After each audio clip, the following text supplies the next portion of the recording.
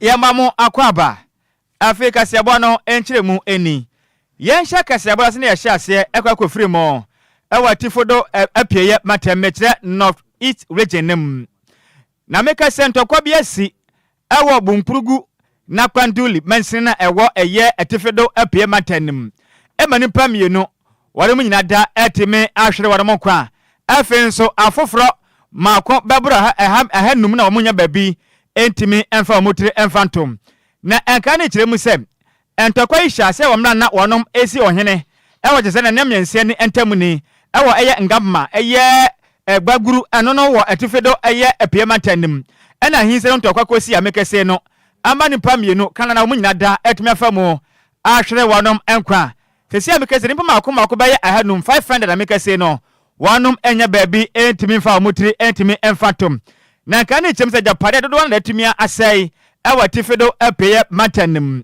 Na kane sansu echiremu se chesen ye enipa baburu ba se hanum de wamutumi nya baby emfa wone muti entime emfanto ebio apata wodo mpote hono mamperifa momaden etime di nnuane ede agubotom ede ahye so mechiremu nnuane baburu ba se ne empimunum 5000 ni nyina da ade hye na se ni nyina omuwie yempo enkan sanso wane mo swem wane mo sansremu sem monso amuhubo wona ne asotro ne ya pawusum ne esibiri bi mu sa mekese na de hya mo watifedo eye apiemantemu de wonom ehunama ne yepam na de hya na de chesade sade atoga na banim se nimanim yada titiru eye ma ene mofra wo mu kiremu se kwam de omba papa ne senti Ghana ma mpeni ye biribe vizade yakoso na seni se wa mwa bedu baabi no wonom kwa ebetumi ahwere wonom pa we ne nkra wodo a efiri atifedo apiemantemu anumre idi akasebo Yademo enchiremu esumti Sikapa de asiene. Kwadwo. Entakwana tuantwa watifidu. Chese, omai na kasa no sani ehunu na yasa na ti asumdue na nheda animu saa. Enkwa ye baako se amekese entakwana asanso do bio. Ahu, ewa North East. Emba nipa bebre na atumi aprepra. Enipa tu omo nyina wu. Tu ewu kura afrata fasa ase so. Emma aduane ekoma ede wo no no, enye kom ketwa. Ahu. Emo ya pandu de best empirifo momode anya bibi mfamfo visade yakoso no ano ode ndodo sika yenkoya nim yanto akasiabo ne so ne onuonyamfo na ye kasamafo elema ye omampani ye Felix Ofosukwache abekasa ede afa Mr Samuel Adumbotwa omo appointing ne so me register of birth and death achese emu nsam de enya asem ketwa Civil and Local Government Staff Association of Ghana for bekan one same year pass enya dia omo pene so ana ye kasamafo ebe chese appointment omo ye ne famra kwan so hwe Ghana ya mamra na sa na tie se wo so omo appointed ye Mr Samuel Adumbotwe so be register of birth and death ewa bra na okasa press conference no call so wo je for bo so me de to so dunkro Jubilee House na Mr Ofosukwachi echremu se abai no was say president mampani John Dramani Mahama ejinem no appointment and so bia ana betimi aye into mampani dia appointment no no 1992 constituency constitution ni mu ana o che say ade a omo be hwe se nipa no owonim dia civil service ho sanso no be hwe se ni nim dia no etimi akọ anim pa che se nipa no watimi akọ school edu eche sanso no experience adwuma na oba be and son of my friend say umbra number register of birth and death into the civil and local government staff association for the betu journey there omunja kresa and some catch members and say ya wade di anim ya oje for bosom ni de to so aduonu e won fimpi mienu ni aduonu num ni mu ade omo ko strike acheso mu wie strike na omo mbehye omadwuma ase ana Mr Ofosukwachi echemu se de bi de omo ye ni de omunja kresa say abai no onim na dwuma oye ana dwuma na oye ye se famra kwan so into no munja nsem na omo keka no de sem say atudwa. But I can confirm that at the very highest levels of government, there has been engagement between CROSAC and government. And as I indicated, CROSAC says that, I can confirm that at the very highest levels of government, there has been engagement between CROSAC and government. And as I indicated, CROSAC says that a certain action should be taken. But government has to act on the basis of law. So we inquired as to what the premise for that demand is. If you are saying that a position should go to a civil servant, show us the basis for that position. They have been unable to show it. I have showed you the law and specific provisions, and you would all agree with me. Even if you have doubts, about what I'm reading, you can dig up the law yourselves and read for yourself. Read section 2 of Act 1027, the registration of births and birth acts, and certify yourself as to who has the authority to make the appointment. And second, whether or not the law says anywhere that the position of the registrar of the births and deaths registry should be held by a civil servant. These, for me, are the issues at play. And to the extent that government has acted lawfully, regularly, and in accordance with the constitution, I don't see why there should be an entrenched position on the matter. We certainly have not taken an entrenched position. We cannot act illegally simply because a section of our population, in this instance Ghanaian workers, demand that we do. I don't think that it is fair to the people of Ghana whose taxes are used to pay civil servants, those who work in closet, just like myself, the president, or everybody else who works within the public and civil service. You cannot take such a position which is unfair to them when the facts are very clear, the laws are very, very clear. If it was the case that government was violating the law, then you would have a basis. As I said, I'm aware that they went to court under the previous government. There's yet to be a determination on the matter.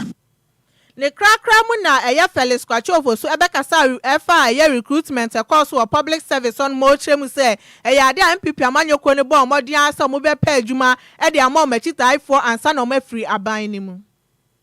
I've not said that I personally am not aware that we have received, but I can find out. It's not something that should be difficult to do. But even if it has been received, the matters are very clear. And I don't think that a decision like that is taken merely because a letter has been written. There are ways in which the matters are addressed.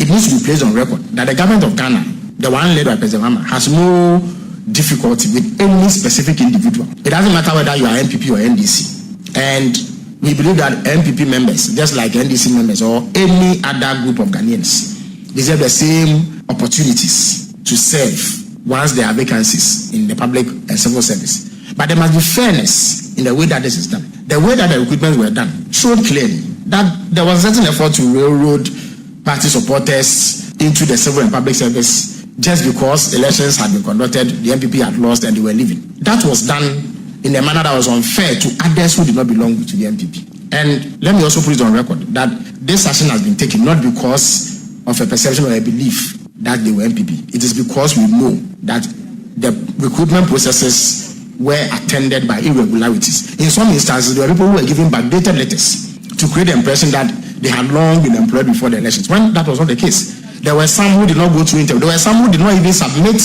an application letter expressing interest in the position. These are clear irregularities that cannot be allowed to stand.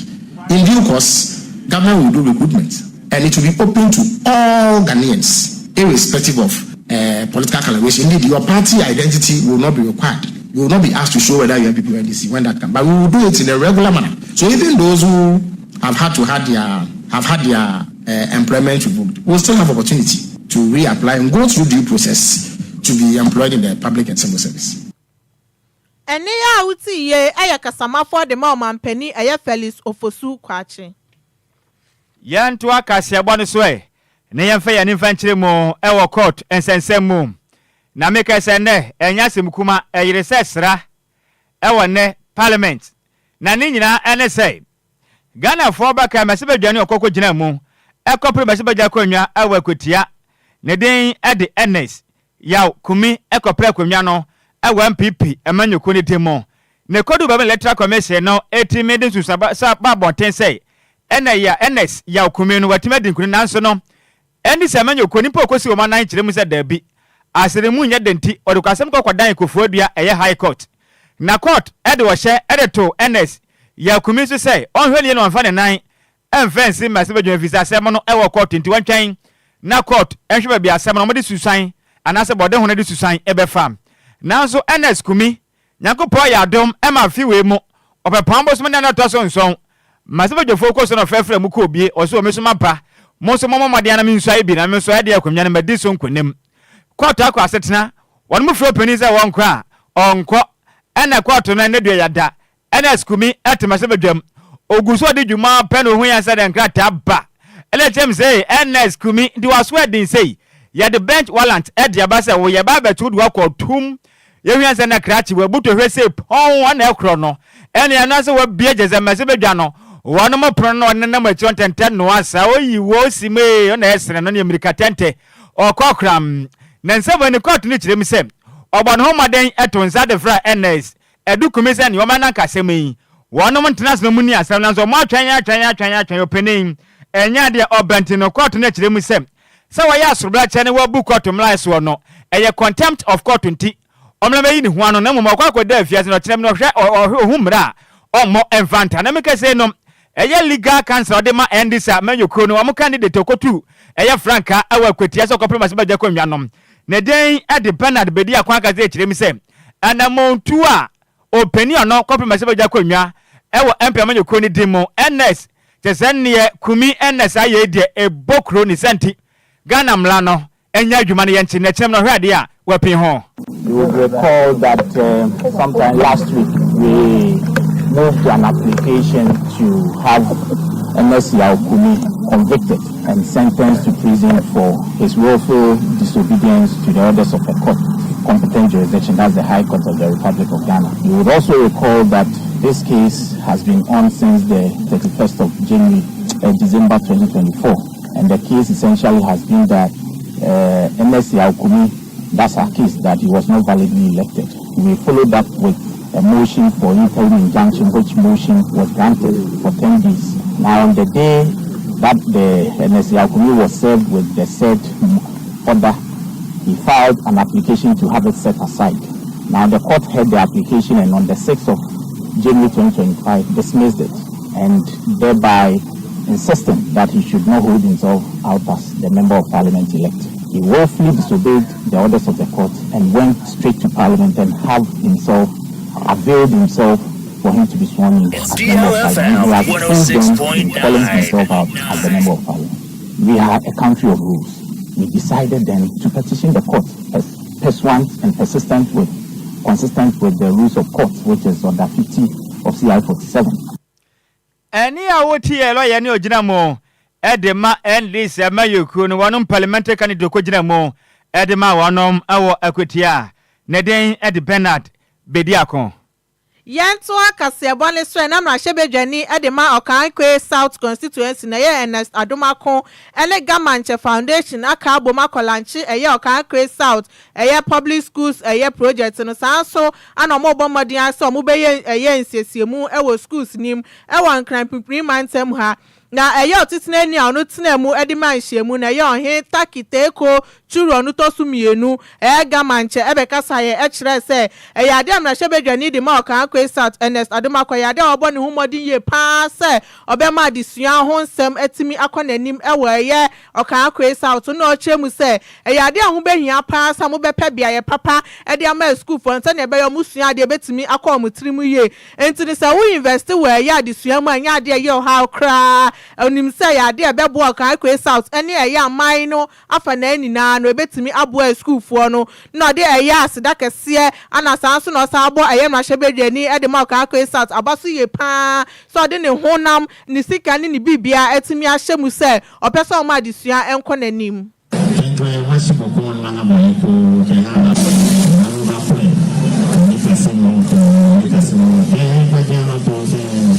Minister, Honorable Minister, yeah, MP, yeah, yeah,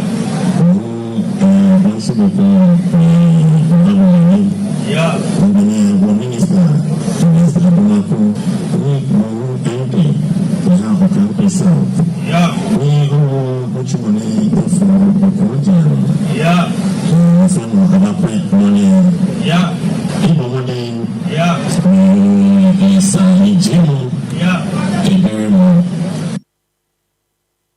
Eniya wuti ye ohen takite ko churu onu tosumie no na ye Gamanche anodi nsem we etudwa no wie no Okanko South ye mrahebedwani Ernest Adomako edi nsem etudwa no chese nye onu ane pese opese onfa ne honam ni bibia ensha diswe na emomonim se eye Okanko South eye omodachi na huhia ye papa ntino eye collaboration on ne Gamanche Foundation eye no opese wonbo se na ebe ya diswa ho nsem ebetimi akoye Okanko Public Schools Renovation and Upgrade Projects. This project is one aspect of every species transformation program under the Adwoa Agyei Foundation with assistance from Ghanaian Foundation. This initiative to improve teaching and learning conditions for over 8,000 learners 350 dedicated teachers across 20 schools in Okapi South.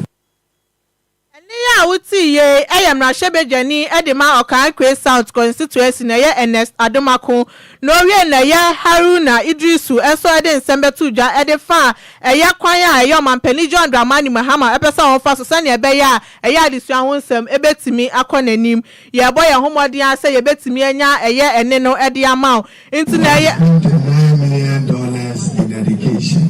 To paraphrase his words, we are investing in the future and we are investing in the future of young people. I have every faith and confidence that he would honor to the best of his ability and capacity his intervention to see an improved learning environment. The second would have been an indictment on the state and government. And that indictment and state will be that why are public schools in dilapidated structures and in structures that are not good enough to support teaching and learning? But again, I accept it as a wake-up call. He is urging government and the states that when we promise free, which the free will mean investment in infrastructure, investment in transport. ene ya wuti ye education minister Haruna Idrisu Yanto akase abo no so na yemfa ya ni mfa nkyere mu nsamtwerefo nkabom ko ya kane se Ghana Journalists Association one president abet Kwadwo Sammy nsem da tudwa kyere mu sem nansi ya Ghana mampanin John Dramani ma betena banwa suwe na watwe mienu ntemu ni nsamtwerefo ya bere papa ene ese edibrama isiri bampa okrema se ya papa ya suma ene o semse sane ma hodo e koso a ya buru nsamtwerefo ne nyande e konkan ye kram abet Kwadwo agaze kyerem se Ghana mampanin John Dramani Mahama efiti na betena Ghana banwa suwe o second come we dia emoya dempa de manzantwerefo o kyerem se ne si ya chinsamtwe ne papa no sum tata na nsu wi a enko se hwe adehye mutu sana mambo ne sabe esibra manzantwerefo yi obi anka ho hwe na nipa na fa ne wodi santi ama ahyetemamfo no kutupa na wo samtwe ni de ya chewo ne yeboa enya semkumo ya bawo sum benkum ni fo no so apaw manches o jense de ensam ne kona ha dwen ye pa ne santi o kyerem Ghana mampeni ye bibi fa ho evisa de yakwaso no emu ye pam abet Kwadwo Sammy nsem ade tudwa endrada ema na wakasa awa conference ase ne wo kyerem sem owia na montu ekwaso na Ghana mampeni wo hye boka kyina Ghana de hye se uba o memmo bebo ne ho moden atimi abo mesamtwerefo fa ahodie atimi akonka na ma yete ne kan kono so ne ma konka nanso aba ne sen ede na ase sen ne nsamtwerefo hu na manesa na wonka hwei o kyem se Ghana mampeni ebe ya ye bibie fise ne ma ekwaso na nseti nsamtwerefo no emu eyadodo. We wish to take this opportunity to appeal to one of our own, senior member of this fraternity, the President of the Republic of Ghana, President John Dramani Mahama, to take a personal interest in these cases as the Commander-in-Chief of the Ghana Armed Forces and ensure that the perpetrators are arrested, arraigned, and punished for their crimes. In making this appeal, we remind the President of the commitment he made to the media and the nation on 7 July 2024 at the Kempinski Gold Coast Hotel. During a media engagement, on that occasion, I, on behalf of the GJ and the media fraternity, asked President Mahama, then flag bearer of the NDC, about his thoughts on the privatization of the state-owned media and assault against media practitioners. The President said he was against, yes, the President said once again, he was against both instances and pledged to promote the interests of the media at all times. This is the time we expect the President, who is one of us, to redeem his pledge and to share in the plight of journalists. We shall continue to remind him of his assuring words. We hope he will not give us cause to believe those words were mere rhetoric. Ne kwakura mo no enabet Kwadwo kasa no sa kire mu sei ade ba ko editwam ne ya ne ya pa odwene ho a wonte ne ho ase da pa ne sem Ghana for ba kana opepo bosome ne da taso edunsia emfimpim yenu ene edu anasaduenu enkromum ana beto odwasensem twene ne den ede Ahmed Swale enipa bi na tente ekotwe to de body say tawu di mayaku no efiri omanyim o kirema o ma kasa vinja be yensia ni yente ho hwe abrante nipa bia ku ne kwa o kirema sa na wotu na ekoso na ye ne yepa every Ghana mampeni mpenifo ahodo abesumo man na so maba wana mutumi nka bi mfanfa ho abet kwabla dwumfo se nka nkire Ghana mpenifo se Ghana Police Service se montumi anya hwehwe probably adasema ko pie mu ECOWAS Court of Justice na magwa amomade akwa siki redress every na ma ekoso no enya the persons and training yabo no to akuni keke na mapim sa mere no obi antum nka hwe kirema eba ne sa na ema santrefo dwumade aye die no edi hu ne de ye ni santi Ghana mampeni ye biribi gina otumi so na bibia nte sa pa de bedu baabi no ebe ha dwenye pa eno so abet kwabla dwonfo edi nsem sei edi to dwane ye boye homoden ade no ebu kef ye de betimi aye bia se betimi anya ne no de asomo nanso no ye bobia na aye kaskala ye boye homoden bia se ye betimi ne abet kwabla dwonfo ne no etimi ede asomo nanso ade no emfa ye gina weza da ya ho ye ba ye de kase wana de aka akire nyina ebe somo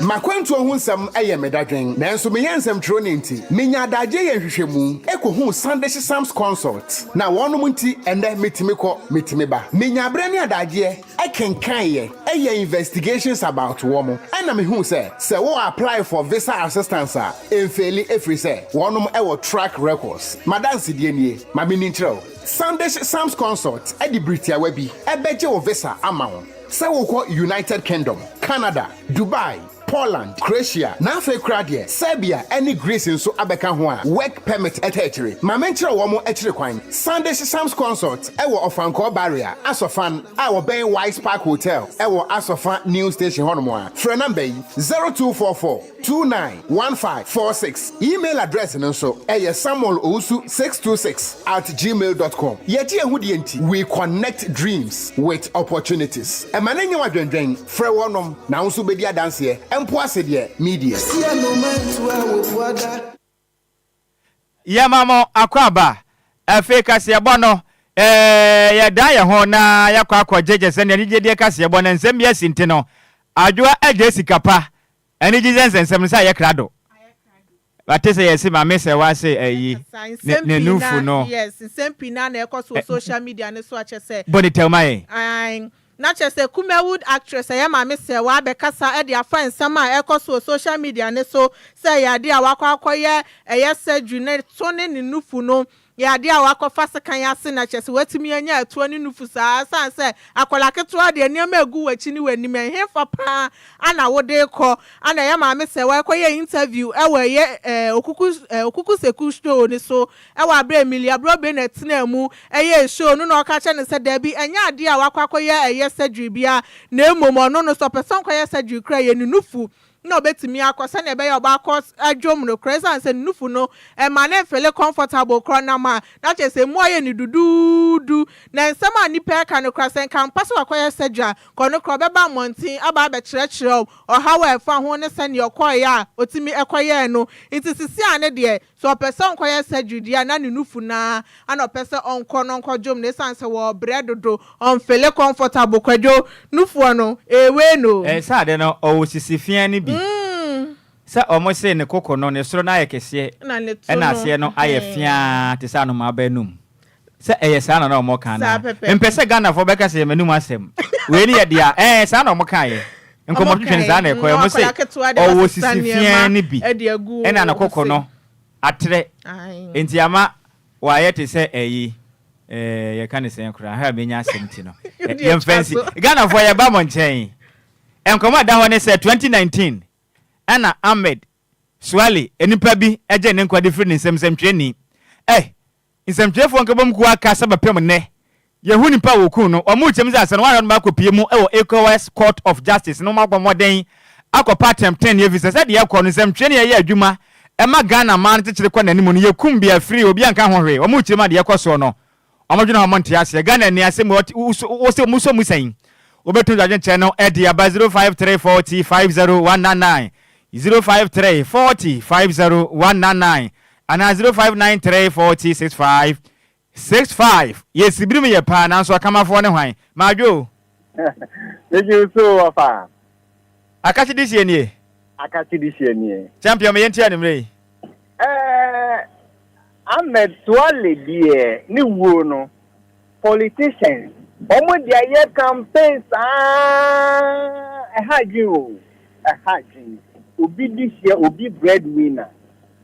Just said, Nami Sanka, ye papa, John Muhammad Bay, or not to be a movie. Or the Saku Kwasa, no to name brass. A hajin pa wafa. Yempenny for, or Mumbo Modin Sir, the Chai or money, I shall mind. Okay. Miss Medasa pa catch this year. One so be to me abba 05340 50199. Hello, Majo. Hello. Good evening, sir. Good evening, Offa Pumba for there. Yeah, me Adam Senior. Did me like us every. Offa, I just have the Mr. Moore down to my Offa Fum, may enter anyway. Oh, Offa, Yana, the internet, Bibisa, Asia. You bet ya, you Pakro. Other who are now almost 1% betting Pakro. I told you one mala. Oh, Offa. Quality is queen. Of moving to us, why? Medasa Panyaku Punch. Hello, Majo. Offa. Senior, dinner be a casafre. Nhyiraba Kwadwo Sammy B. Sa Kwadwo Tama Community 11 my NTO. Yeah, sa Kwadwo Tama Community 11 yempeni fo no. Omo ndwen yen entemu emamufo no ho. Omo ndwen yen ho kwa. Obi dwan wo no na obi nkwan mu ayede. Obi papa wu no na politician. Omo de ye politics no mo ani age ho. Enti na omo sori aya na stroke ni ade no. Oni nyame nya adwuma. Medase pa sa Kwadwo. Hello, Majo. Yeah, nyame nya ngatisan. Ya me adon di na be akasa free. Ya Sammy pasai me gasafi sama committee plus. Yenti senior. Yo dia tinata. And some for no should be subaya omoda na dino. Aya na ya homete. Enti mo ka ansam na. Ya tu tu mama nefa na o tu agina mo asofo. Esa sama ya se dia o mamu ha ya be tu aba ne se dia some for this ne ka smart. Hello senior. Hello. Me pa cho nya abotre nkoma de tu dwa no asem no wo kwa point no so ma mesre mo obi din wa ha mesre wada. Okay, o de me yi din ni film na subano de an say mate e san for subano o mo so sabia obi ani wa obeye obi bibi ana obebo obi asum mesre mo enti omunkum bi free on dabi ekum de wi ngazo obi nkokum obi ana samra wo manu ukokum obi a ofi a che o nemom amon so hweye. Okay. Tanzania, no one Tanzania, would not think. Oh, yes, Tanzania, no, your politician, or so your politician, no business that, but me a cabiacro. That's all now, now, the mobi. That's all you do, the battery. Yes, that's a pass. I want so to adventure a buyer. Usu beti mi abakas mabako pena yata mono ason 05340 50199 and 059340 6565. Sikapa. Way back 2019 and Omukum Ahmed Swali Bepimone Yehuni Pa Ukunu Ghana ha JB Dankwa Bepimone Yenimuni Pa Ukuno Ghana Miana ya Mesreke Mamfa. Hello Majo. Hallelujah senior Eje Kofi Manie Asama Damon City Mayenti senior. Only you come one Edio. You come on and say the and we are saying, I do Yamene. Hello, Majo. Equanso. Oh, Messia Quanswa. Oh, me far from Casamayanko. What a cray. And we are saying, Crumia. And young you. Since some job for now, Mukum, yes, by now. Oh, sorry, not funny, Nancy, yes, Serena. You. Tiamo fire, the man said, so. Matsi Ojo Sopa. Yada si bebre we na afre for dwuma de ni nyina be si kesebe mu semu for ya maze mebel entwene se mu ede ma yen enuanu mienu so ayesi konwa be so manimire no edi ameje so eye takra de Kwadwo krom twabe wo de se konkron Kwadwo Vast Day aladwene mpon Nhyiraba Kwadwo Sammy B mene Adwoa Agyei Sikapa. Yes, that's my package at Nas no de akopama so nsem no atoa so de ma mu nyina mu eni tia adehye DL Power Sports. Emuade. Ejawo. DL Power Sports. Emuade. Ejawo. Dead down. DL Power Sports. Emuade. Ejawo. Dead down. Ebusianda nyumre mayan sama wa dwon ensama wa kwaba. Emfambra enkran pumpuni mantem ajatum kasafidie kase ba kopesu DL. Ohani nsia echiripo enkron. Ene enyumre mbre du sa agudie momranti esinkunya na agudie mo nsama wodo ya bobo no ebusia ye gibre ni de ba ni de besomo na Ghana nsamwa ebibre mu dia wa na broni kro so de kan ni ayakwakope de akwakoma semufo wagibre atenase wawu so asone so ntebeni nyina waye fim ni aka eri osiemu odu otiefo editie se wote ohwefo edihwe se ohwe na yen okafo nso no edika se ye kan yatenase na anwumre ya ye de ebabesom yatoni din DL Power Sports inti baby bia wonde anwumre yama wadwon ema wakwa ba ne yentena na yamfa DL Power Sports yi emra na yamfa mbesomo na enanyumre yamfa sida kese yamfa ma Lumba ensupa na anyumre omo kitaimu ema yede agudie mu nsam no ede eba besomo na Food and Drugs Authority omo ena ya aswaya omo ye nhwehwemu de fa ne yakwaye nipaduam sen ya yedi ene ne yenom na oma ye nhwehwemu agye atum se obepie mu ewo Ghana na opensuo ba ko a eye krogin eni dawo na onom na ko nipaduam a ebe nipadua no adwuma mu krogin ede amawanoa eni Lumba nsupa unim se nipadua no consist of 70% of water na sa 70% no mesro me kanfo de ma Lumba nsupa na fama no enti na anwumre ba bibia wo bia wutie me wefiefiem Lumba nsupa no na mombobo mu amotuntonso traffic mu for cars mu yinso eno achi water depot ahodo provision stores mu nyina Lumba nsupa no na momfa endi mudwuma enso ewo program bia wo ye bia no open so a ode be serve wa howo na omo benom ne be yom de no ma yiska ere abo odwumadie na eno ane Lumba nsupa ne de eno ana ekonti ba bibia wo bia no pebi nanom mo amwo dansoman ene ne mpatem no atadwe matidende oseye madam abanyameche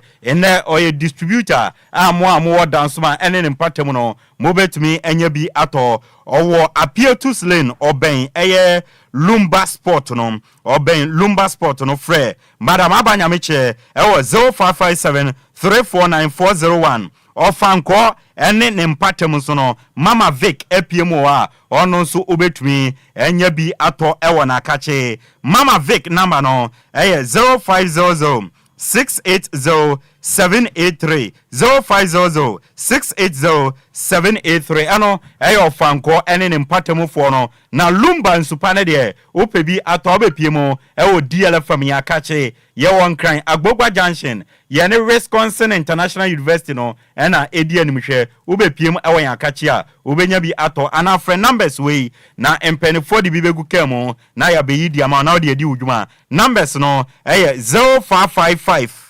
274 757 ana 0577 475 343 Lumba ensupa ena yimre omo kitamo ema ye di DL Power Sports eba beso ba bibia obi ayemo adwon ema akwaba ne entena from afar kwame afum ebo ye chidon ema ye de nsam na eba DJ Omarion enso ofidue ma obo ye chidon papia ye de nsam na ba Facebook DLFM 106.9 DJ Omarion ede ato sanso na YouTube DLFM 106.9 or the young Adwoa me amede nsam no eba no edi ameje so no ayensu ano de hye Apakan the blazer kiyenti we ba yebesi family atujande anwumre ede nsam no de asom Apakan what the nyansa de wadiawo wo interview wo kasai wa humbrase wo radio mu kire se wo Apakan what the nyansa de wadiawo wo interview wo kasai wa humbrase wo radio mu kire se wo yo pabe ne wo radio mampa enti Of course, in Nanyumre Yanka Jangumani Yanshan Samanase Amfawaria, Yansha Samfanfi, the senior women's national team, the Black Queens of Ghana, Makache, and Yasha CDF, na Unimse Enchebiana Alcomano, Omo Afcon, or Bebaso, na Omo Yam Boboa, na Omoni Morocco, ewo friendly match bi on bebo no ewo February busumi mo na ababa ba kwa coach aye friend Kim Las Bioka Green ato nsade afre no Josephine Afua Chirewa Bonso oye new Black Queens player na ye ne ababa wa ne di nkomo ne yebisa nse wo ye new player afe ena wanya o first call up awoba na Ghana fo nhyada enimo na ababa wa ye fro Josephine Afua Chirewa Bonso kan wasam kakra fa kire en se na be ya Ghana fo ebehu nipa wo ye eno si o ono de se osi obeka ne wasam e de akire Ghana fo a edika na obeka se wadi mfie no aduonu enum 25 years ye wo no etete no ewo Germany ne papa efi Ghana ne mame efi Germany na mum no we decide so bebo e de ama Ghana na opeti mo obodi a oboti my friend Carl Zis Jenna our first division ewo eye emma football mo ewo Germany na dey we decide se obesum ne man Ghana no abebo e de ama wenti na dey ono ababa my friend Josephine Bonso Afua Chirewa e decide so bebo e de ama Ghana yenti nsama ababa wa ne di tuja. 25 years old. I was born and raised in Germany. My father's from Ghana, my mother's from Germany. Right now I'm playing for Siena, it's first division team in Germany. Yeah, now I'm here. I am myself introduction and about your friend Josephine Afua Chirewa Bonso we no any ebisan sende awaba no camp kra no sign the man no see o camp no feel very great edema no sanse obaye no team ni nyina Jennifer so omane ne sere ne di agro na obeka se we no beyond grateful edema no se wenya akwanya obeka squad no ende omo prepare o se ende no team na fanity se busia enti ofele at home Sunday one emabawa no eba be si akan na ende omo nyina hwe anim se game omuni Morocco kwakobo no enyama ebetumi akoye ede amom anso yentie nsama ababa ye friend Josephine ede atudwa no concerning obaye sena ene nyama etie edema no enso so ewo honum. Feels really great. First, I have to say I'm beyond grateful for being selected to the squad for this camp. The ladies, the queens, made it really easy on me. They took me like a family, even though I came straight from Germany, so it's a little bit different, but they made it really easy on me.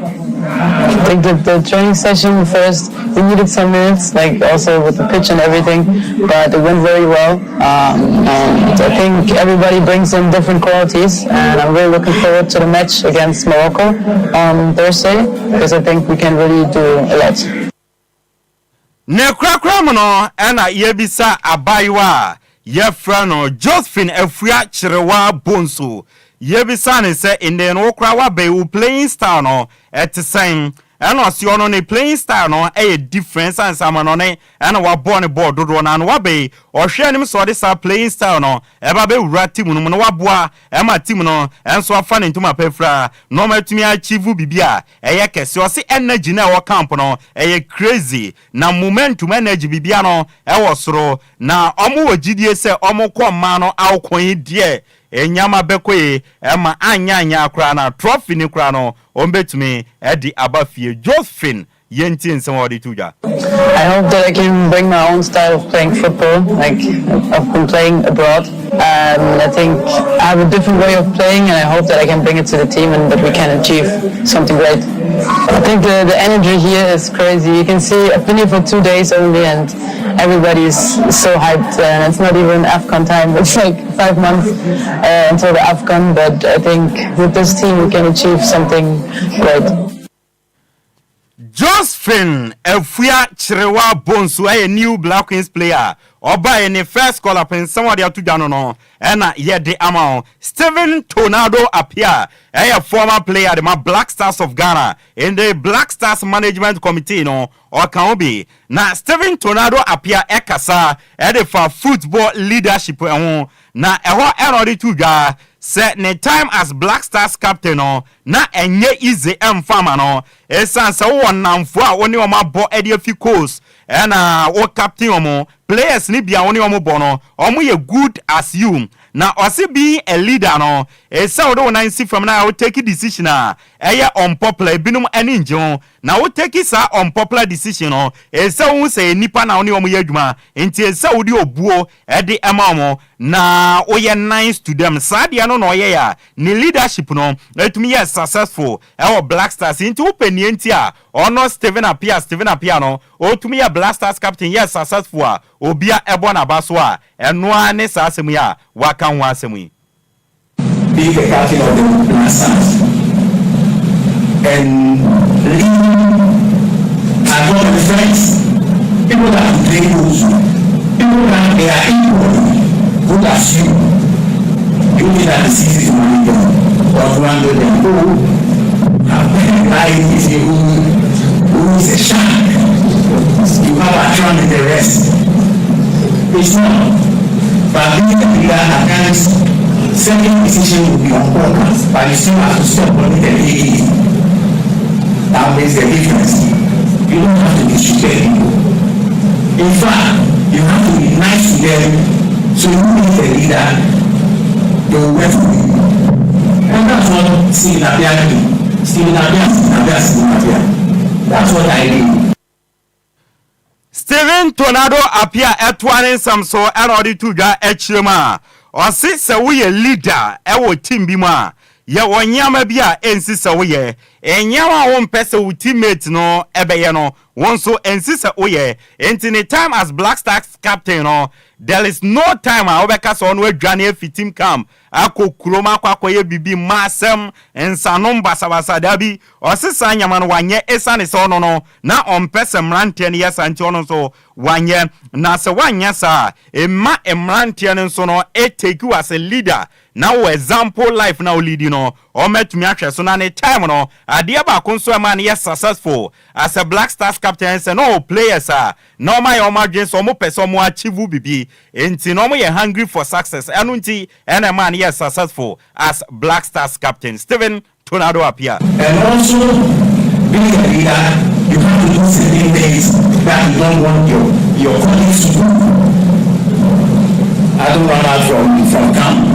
I don't do certain things in town. People looking at me in the country. It's a stigma you without talking. Yeah, if saying this on the right to me yet. But I was also lucky to play with players who have the same goal as me. They wanted to play, they wanted to achieve something, they wanted to win trophies, they wanted to go to the World Cup.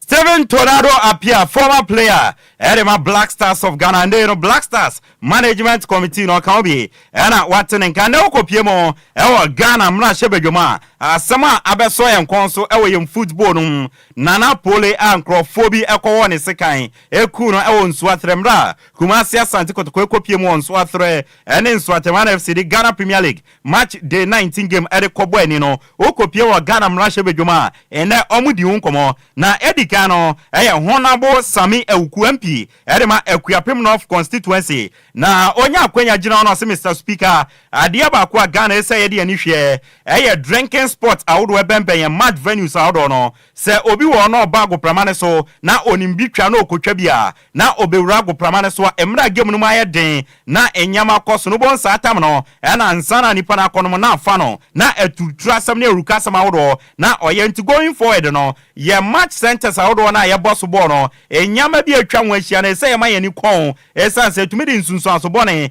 de bre ye match na ye bo no baby aye didi ni ade de ye betumi ama ho kwan ma na ben ye match venue na baby aye twetwa bi ni ade de se ye maye ni kon esan so obi ko twa bi no bro no ba ye match venue na etutura sem bi tisese no obetumi ababedi drinking sports and beer bars around these stadium and sports facilities. One, you cannot enter the stadium with alcohol, but the people just take it before entering. So they enter, and by the time that they reach that peak, that is when the match is also at this height. So one, we also have to be clear on the modalities and the guidelines and what we can also have around the various sporting facilities. Today we have a colleague down. I'm an unrepentant fan of Kumasi Asante Kotoko. I also believe that in helping protect lives within the various precincts of our sports facilities, we have to look at the very things that are cited around it. Yes, you can have food joints, but the sighting of sometimes some of these drinking bars is also a disturbance. Number 2.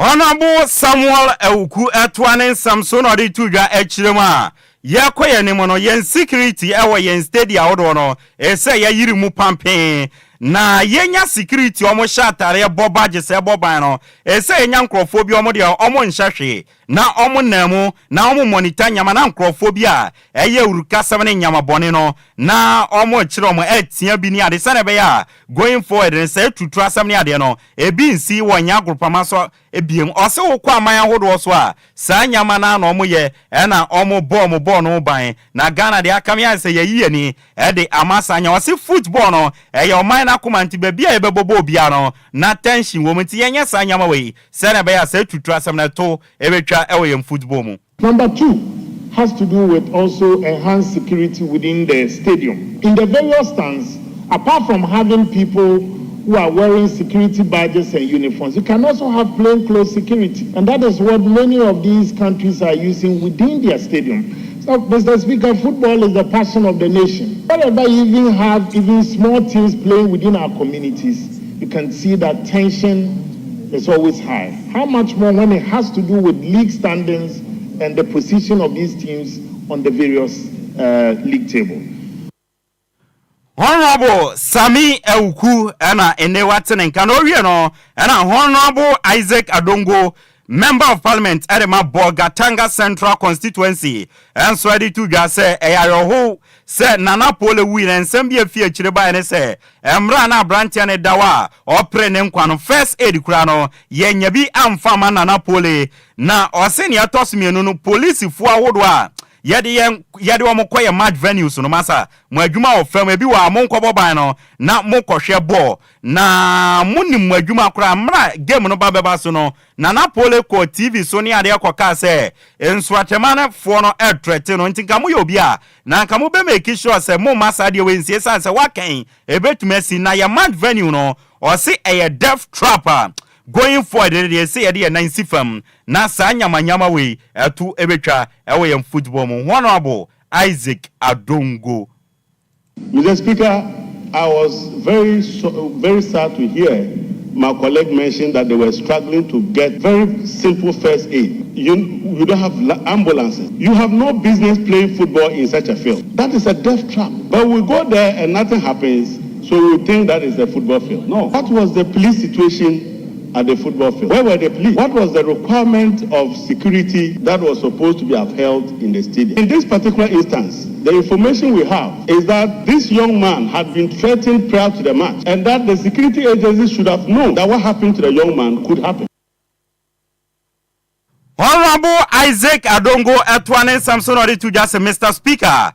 Or catch us and the direct Ministry of Sports no na omomfa asem we serious GFA no so omonyo madwen so omode nhihye pa begu akwemo na licensing of football stadiums awodo no enyama se yenya wo ne yenya oman no as a Ghana no maye nkobobo esa se football no a serious business aya nipa onkwa hunya enti se GFA ne nya omadwen so ombe ya nyama ebebo nipa onban football no maye mmone na mmono china no obi nkwa ensa nkoda esan mu biem. I would like to call on you to direct the Ministry of Sports to take this matter very seriously, and that if the GFA cannot follow rigorous protocols for licensing our football stadia, we should not be playing football as a country, because football is a serious business and it's about life. Where the protocol may require you to bring over 40 policemen, you arrive there and only 2 policemen are there guiding and protecting scores or spectators.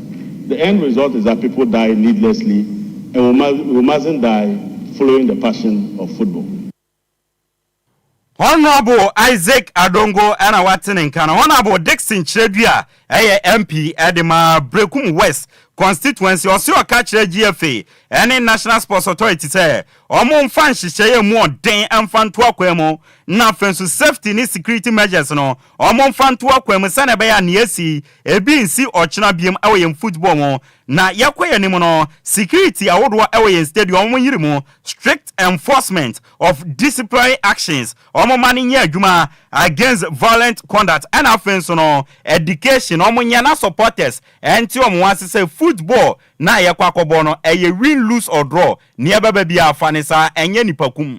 I urge Ghana Football Association and the National Sports Authority to put in place stringent measures and security and safety measures to prevent such occurrences in future. These include enhanced security at stadiums, strict enforcement of disciplinary actions against violent conduct, and also intensified public education on sportsmanship. Mr. Speaker, in our beautiful game of football, there are only 3 results. Either you win, you lose, or you draw. A good sportsman will accept whatever result that comes their way. Nekrakra wono honorable Dixon Chredua aka Stuga say abusuane nyina we de obema mo yakọ kese person say we no eye din say abusua bi beji sade wa tum ubusuane akra say me kohwe bola ba na wakwa kohwere ne nkwa omam yakọ kese pa afenso no stakeholders mo football mu nyina no okachem si ye nyina ye nya abotre na kasakasa bebre na atuo ntwa na yama police fo no nya om investigation na sa nipa bonifo we no omunsanso omumfo mu nyina mra no se na be ya ochena sa enyamra sem we ebi ensi ebiem. Honorable Dixon Chredua aka Stugat. Honorable Speaker, at this grieving moment, permit me to extend my heartfelt and deepest condolences to the family of the deceased. No family should endure such a pain of a football match. I also call on all stakeholders to remain calm as the Ghana Police Service continue with their investigations to get to the bottom of the matter. Violence has no place in our football. There's no place in Ghanaian society. Let us all stand together to condemn this act and work together to ensure that our football stadia are safe. Honorable Dixon Chredua aka Stugat oye MP Dima Brekun West constituency na watene ka ye ne asore so na DJ Hitman aba na Honorable Millicent Amankwa ne ho ofe bruta ono so ye MP Dima Sunyane West na ne mpatem nso atre kan bi ho na asem ni si o se e unfortunate say sayo wo sem ni enyambra sem we esi wo ne constituency na we no on se bi nsi e wo babibiem. Na we no going for the entire football fraternity no momfa ni serious na mo make sure say ebi NCBM no believe say nyambra sem we die ensi se bi si na violent ankasa ensi se bi si we yem football mo na yem community na ankasa sa nyamanyama we ensi se bi si nti football fraternity no momfa mo na nsi wona sade we mema ebi NCBM. With this unfortunate situation happening in my constituency, which I believe it shouldn't happen in any constituency, the entire sports ministries and heads or owners and management of football clubs should take this serious and make sure that these things do not happen again. And on that note, Mr. Speaker, I believe that we should have a risk assessment before any match takes place, because we need to make sure that the park or wherever they are having these football games are well kept. We have CCTV cameras in case of emergency. We have proper security personnel. Even in addition of these military personnel can be. Honorable Millicent Amankwa MP Edema Sunyane Uremo Ewo Eye Sunyane West constituency eho ena oye MP won impesua so ena sa ewurukasem we sie ne nsemode atudwa no ena yede ama Kumasi Asante Kotoko after Nana Pole wuye ne omo training for the first time enti Kotoko ayo omo first training ene enso ena Bobo kwa friend Bechem United SA wa Nana Pole ni okunu no obeboa ma omahu no omo de 1,100,000 Ghana cedi area to se omo de ebema Bechem Kotoko asem we to omo no omata Kotoko echi panti yambo Bechem for abaso tew na yesore so na DJ Hitman aba amano ne ndra UEFA Champions game etoja na Bobo kwa yefen Atlanta tenafie ema Bobo kwa yefen Club Brugge efi oma yefen Belgium be bom kapolpole miensa omuntimu ba kom aggregate no ekoya 5-2 in favor of Club Brugge oma qualify round of 16 and so sanso na bobo kwa ye friend AS Monaco ekopiem Benfica fie ene omkokoti obi ahye ne yonko kamiensa aggregate no ekoya 4-3 in favor of Benfica qualify omo komani Bayern Munich and so ndro omo fie ene Celtic koti obi ahye ne yonko ekaba 3-2 on aggregate in favor of Bobo Kwefren Bayern Munich oma qualify at the round of 16 and so and our friends Bobo Kwefren AC Milan and draw mutina fiesa ediguye Bobo Kwa ye friend Feyenoord anyone kokotie obi ahye ne yonko ekaba 2-1 on aggregate in favor of Feyenoord omonso qualify akwa kopiem round of 16 yede ewon some de ba na nwumre games eba so me no kase ya bo Simano Aduasa anaduosia miensa Simano Aduosia miensa 63 minutes Borussia Dortmund enhyebiye Samsung Sporting CP enhyebiye ebono otwe Bobo Kwa ye friend PSG omone Stade Brest e de beboani na first leg no 3-0 in favor of Stade Brest na afenso no Bobo Kwa ye friend PSV Eindhoven better Holland na omone Bobo Kwa ye friend Juventus e de aboani first leg no 2-1 in favor of Bobo Kwa ye friend Juventus big game na mede sorry so obi atwa anim no me sorry ya me kwa kope bi ahwe Real Madrid and Man City and the boy na ne ampaye bedwa fie rentu a kremo betu ebo na otwe a Bobo Kwa ye friend Real Madrid omone Man City na the boy first leg no Real Madrid ekwo Man City fie ekwo bo me kamiensa omotimu mienu nso na me no ka say there two teams in the first 11 no say that Real Madrid omubofie Thibaut Courtois goalkeeper da goal post mu Fede Valverde ewo number 2 number 3 ye Ferland 4 and 5 ye Antonio Rudiger and Raul Asensio in fifth no Dani Ceballos ewo Oren Chouameni ewo obi omanim no Rodrigo Goes Jude Bellingham and Vinicius Junior na Kylian Mbappe LED lines no ma Bobo Kwa friend Real Madrid formation no 4-2-3-1 formation coach no Carlo Ancelotti Man City Ederson eda goal post mu John Stones ewo nimfa fem Benkuma fem Josko Vadio and Abrante friend Kusonov and Ruben Dias ebo 4 and 5 Mfimfiwa Ike Gundogan and Nico Gonzalez and a bomb Mfimfiwa behind them no Savino Bernardo Silva and offensive Phil Foden and Omar Mamouche LED lines no and so na Pep Guardiola wa bench Erling Haaland Guardiola ni aye semne guide ye wa bench Erling Haaland and so Man City formation here 4-2-3-1 formation coach no Pep Guardiola or yam fancy DJ Hitman mbreni na ombeto so English Premier League 8:30 Aston Villa and Bobo Kwa yefen Liverpool e de beboani yegina so na yede nsamo si na DJ Hitman e de awoso no e de ababeto so e de amamo from afar Kwame Efum ebo achidom yede nsamo ne bae Kwame yeda asenso DJ Omarion enso asuzo obon achidom e de yenko abefu ntintan kese ne so Emma munya bi hwe yanda DJ Omarion so ase mi amede nsamna by dia me so no ayensu ano de hye Apakan GH the Blessed King na mo amohwe wo Facebook nyina no kinkuta ne apamfo nyina no yenchia mo enso so wo hono na mi amebra pani Mr Kofi Ayenu enso ayensu ano suate onso utie mi nchia one wo wife sister my Sam radio DJ Hitman take over no the awoso no ababe woso mo nyame ya adomo china ye be share DJ Hitman